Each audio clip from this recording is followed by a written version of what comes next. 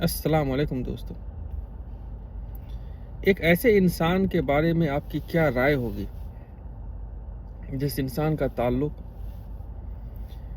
उसके माँ-बाप, उसके भाई-बहन और उनके करीबी रिश्तेदारों से ख़राब हो। या तो वो इंसान बहुत ही अच्छा होगा, इतना अच्छा कि वो अपने माँ-बाप से भी अच्छा हो, अपने भाई-बहनों से भी अच्छा हो और जितने भी रिश्तेदार उसके हैं अक्सर उनसे भी अच्छा हो। और उसकी अच्छाई इतनी ज़्यादा है, इतनी प्योर है। उस अच्छाई में इतनी ज़्यादा रूहानियत है, उस अच्छाई में इतनी ज़्यादा सच्चाई है कि वो किसी के साथ ज़िंदगी गुजार ही नहीं सकता है। उसकी अच्छाई इतनी ज़्यादा है कि उसके अच्छे बर्ताव की वजह से, उसके खुलूस की वजह से उसकी बहन, उसके बाप घर छोड़ने पे मजबूर हो जाते हैं। वो इतना अच्छा है, इतना प्यारा है, इतना हमदर्द है कि एक दिन उसकी माँ रोते हुए उस घर को छोड़ के चली आती है, जिस घर के लिए उसने अपनी ज़िंदगी की सारी कमाई सर्फ कर दी थी। वो इतना अच्छा है, वो इतना अच्छा है, इतना हमदर्द है, इतना पुरखुलूस है कि उसको उसके भाई दुश्मन नज़र आते हैं। आपकी क्या राय हो सकती है? किसी भी इंसान की क्या राय हो सकती है? बहुत अफ़सोस की बात है कि हमारे समाज में, हमारे रिश्तेदारों में, हमारे घरों में ऐसे अफ़राद पाए जाते हैं कि जिनका अंदाज़ा ये होता है, जिनका मानना ये होता है कि पूरी दुनिया गलत है, बस मैं सही हूँ। मेरे हिसाब से ज़िंदगी की जो डेफिनीशन होनी चाहिए, ज़िंदगी का जो मकसद होना चाहिए या ऑब्जेक्टिव होना चाहिए, वही सही है और बाकी सारे लोग गलत हैं। गलत ही नहीं है। अगर उनको मेरे साथ रहना है तो मेरी बात माननी पड़ेगी। मैं जो कह रहा हूँ उस बात पे उनको एग्रीमेंट करना पड़ेगा। अगर वो नहीं एग्री होते हैं तो ये उनकी दुनियावी नासमझी है,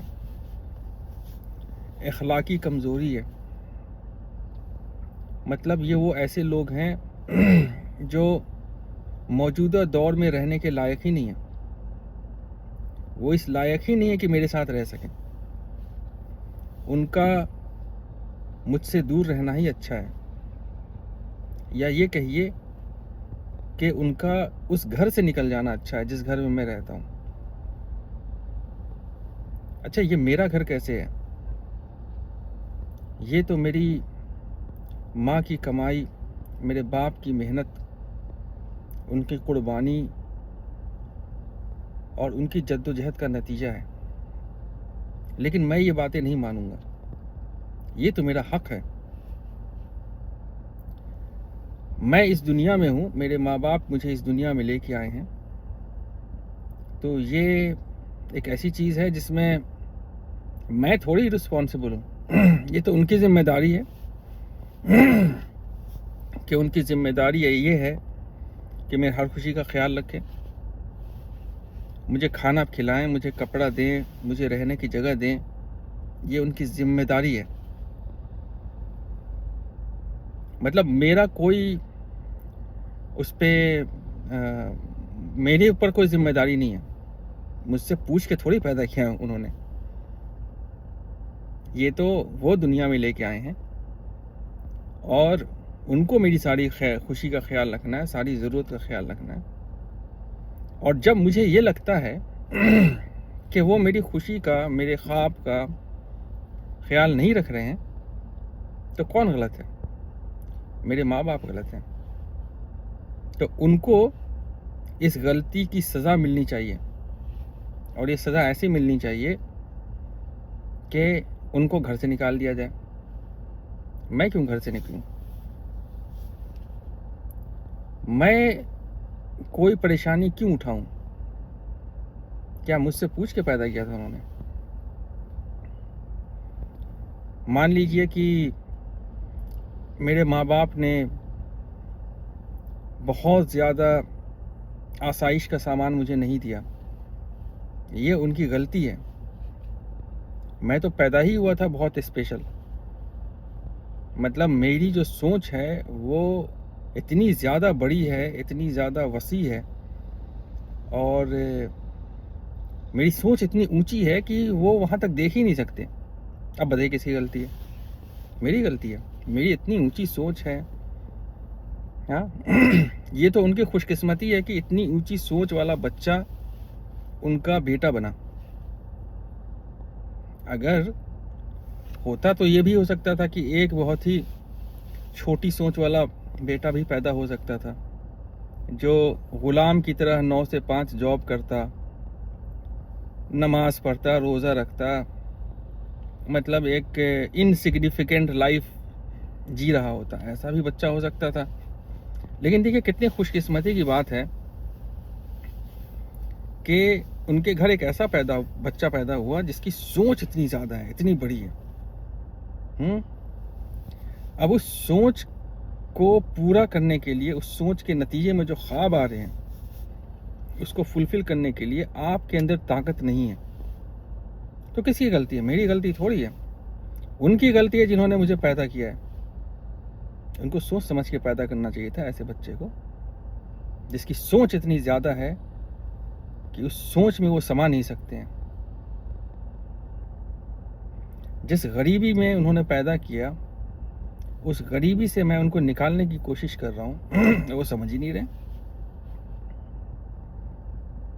तो उनको मेरे रास्ते से हट जाना चाहिए। मेरा बड़ा भाई, अब वो कहता है कि भाई मैंने ये किया, वो किया, तुम्हारे पढ़ाई लिखाई पे खर्चा किया,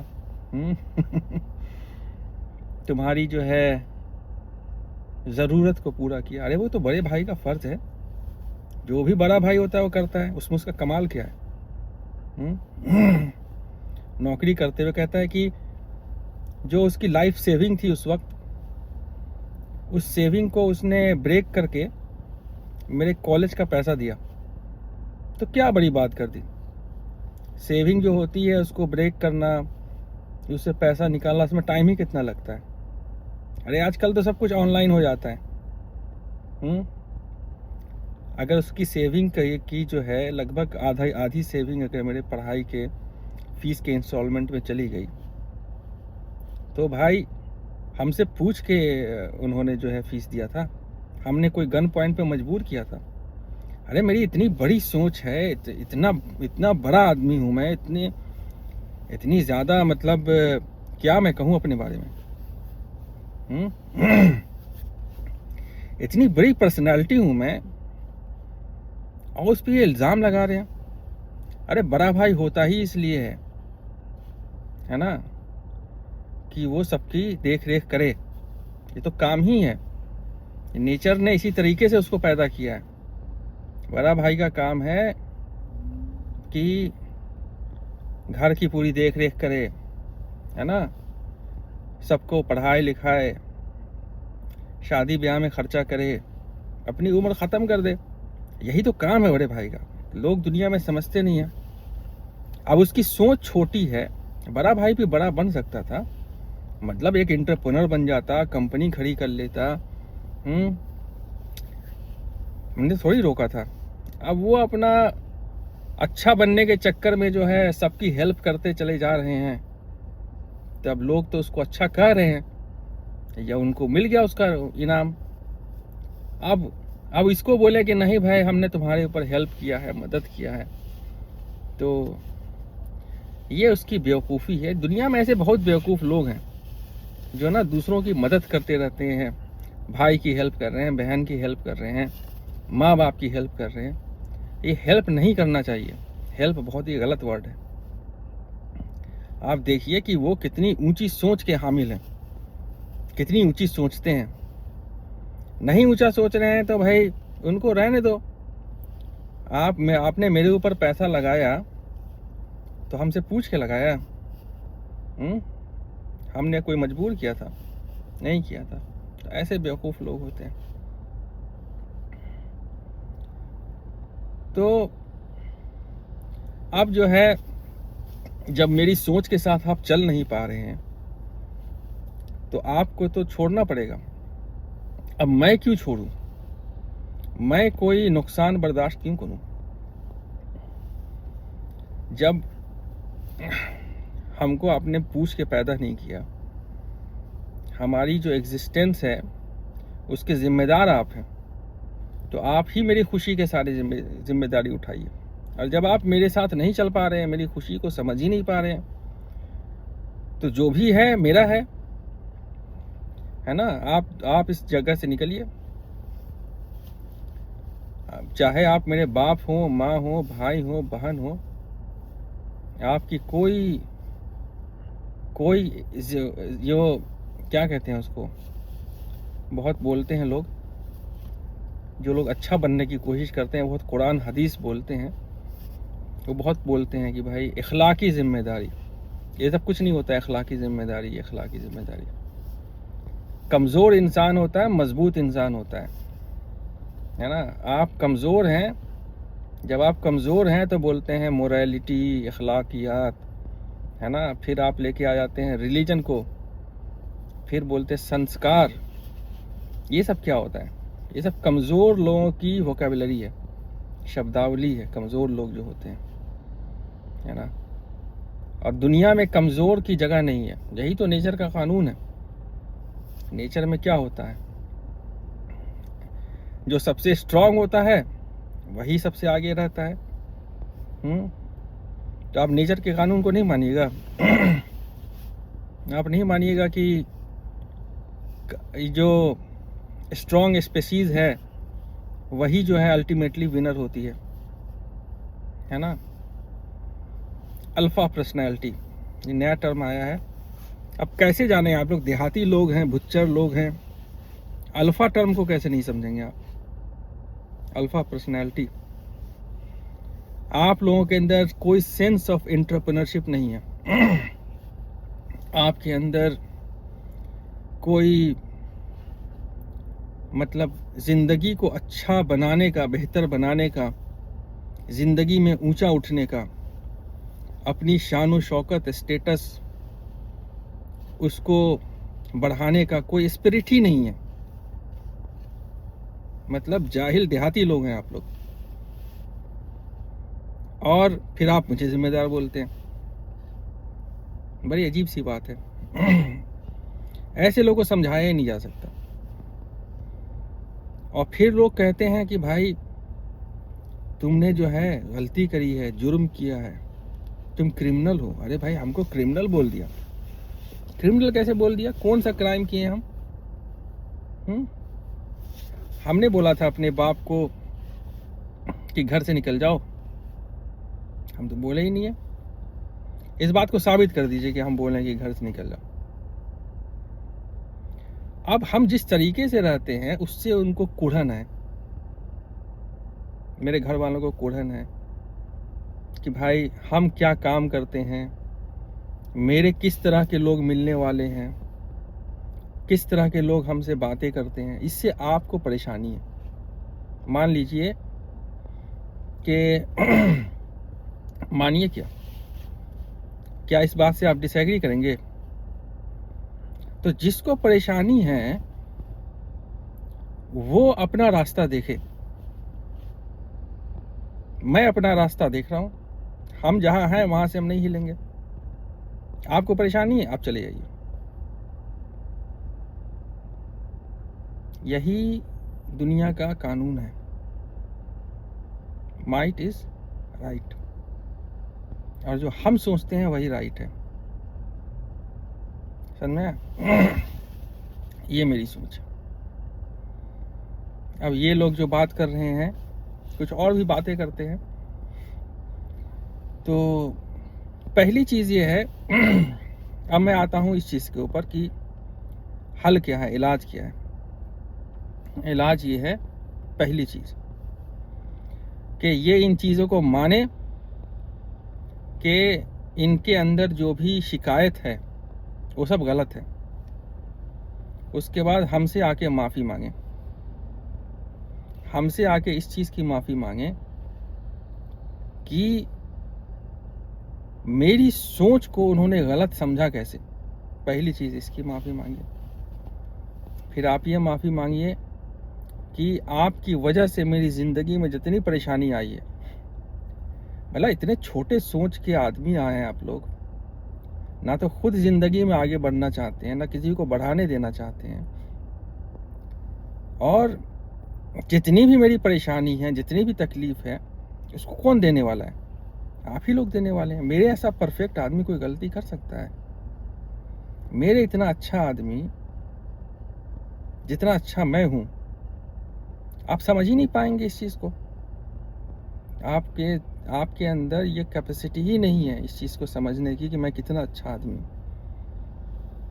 इतने अच्छे आदमी के ऊपर उसका अपन दिल दुखाए हैं, हज़ारों बार दिल दुखाए, तो आपको तो हमसे माफ़ी मांगनी होगी। अब आप हमसे माफ़ी मांगिए है ना, तब हम आपको माफ़ कर सकते हैं। फिर हम आपको जगह दे सकते हैं जहाँ हम रह रहे हैं। भले ही उसको हम नहीं खरीदे हैं, भले ही उसको हम कब्ज़ा करके रखे हुए हैं, लेकिन हम आपको जगह देंगे। काहे? क्यों? इसलिए पहली चीज़, आपकी सोच छोटी है। दूसरी चीज़, आप बड़ी सोच वाले को बड़ा समझते नहीं हैं। तो हम आपको जगह देंगे, और जैसे हम बोले चुपचाप आपको मेरी बात मानते हुए वैसे ही मेरे घर में रहना है। वो घर मेरा है,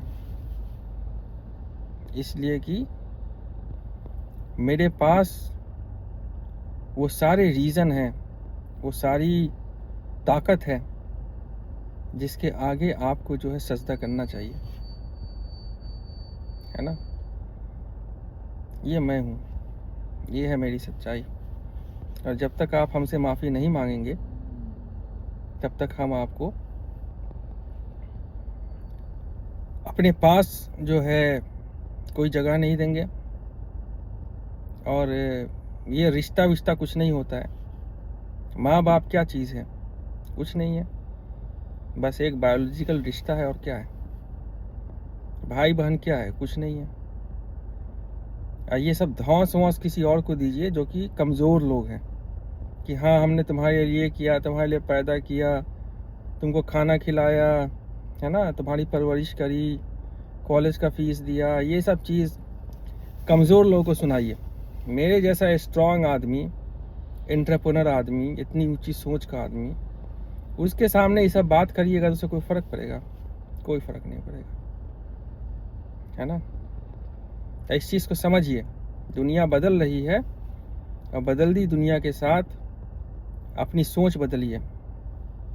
वो जो आपकी एक ग़ुलाम मानसिकता है, जिस ग़ुलाम मानसिकता में आप 9 से 5 जॉब करते रहे, कहीं बिजनेस कर रहे हैं, कहीं जॉब कर रहे हैं, दुकान खोल के बैठे हुए हैं, ये सब छोटे लोग होते हैं, ग़ुलाम ज़हनियत के होते हैं। इससे निकलिए, फ्री थिंकर बनिए, जैसे हम फ्री थिंकर हैं, है ना। इसी से दुनिया बनती है। और ये सब बात क्या होती है, मरने के बाद क्या होगा, हिसाब किताब, ये वो सब जो दुनिया बनाता है वही सब बना लेता है। और उन सबसे बड़ी बात जो है ये आपको समझनी है कि मेरी जो ज़रूरत है उसको समझिए, मेरे ऊपर ख़र्चा करिए। हमको जो है, आपके पास पैसा है तो हमको दीजिए, क्योंकि आप पैसे को सही इस्तेमाल कर ही नहीं पाएंगे। हमको पता है ना पैसा कैसे अच्छे से इस्तेमाल करना है। हमको पता है कि पैसा को कैसे बनाना है ना। आप तो ये देखेंगे कि अच्छा 10 रुपये है तो उसको हम इन्वेस्ट करेंगे तो उसको 15 रुपया बनाएंगे। अभी 10 रुपया को इन्वेस्ट करके 15 रुपया बनाने में क्या मिलेगा आपको? आप अपनी पर्सनैलिटी बनाइए। आपके अंदर ऐसी पर्सनैलिटी होनी चाहिए कि 10 लोग आपसे डरे, सलाम करे, है ना। ये चीज़ है तो आपको समझ ही नहीं आएगा। छोटी सोच कहाँ से ये सब चीज़ समझेगी। यही मेरा मैसेज है मेरे घर वालों के लिए, मेरे भाइयों के लिए।